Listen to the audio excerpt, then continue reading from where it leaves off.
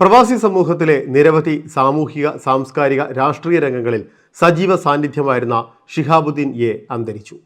71 വയസ്സായിരുന്നു. Indian national കോൺഗ്രസിന്റെ overseas ഘടകത്തിൽ UAE എക്സിക്യൂട്ടീവ് അംഗവും അലൈൻ ഇന്ത്യൻ സോഷ്യൽ സെന്ററിന്റെ സജീവ പ്രവർത്തകനുമായിരുന്നു. വർക്കല വെട്ടൂർ പഞ്ചായത്തിൽ റാത്തിക്കൽ ദേശത്ത് വാരിക്കുടി കുടുംബാംഗമാണ് അദ്ദേഹം.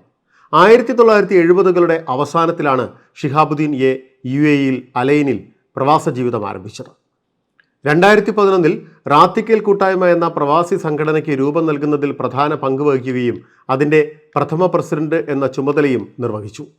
പുതിയ തലമുറയിൽപ്പെട്ടവരെയും പഴയ തലമുറയിൽപ്പെട്ടവരെയും തമ്മിൽ ബന്ധിപ്പിക്കാനും ബന്ധങ്ങളുടെ ഊഷ്മളത നിലനിർത്താനും ഈ കൂട്ടായ്മയിലൂടെ അദ്ദേഹത്തിന് കഴിഞ്ഞു.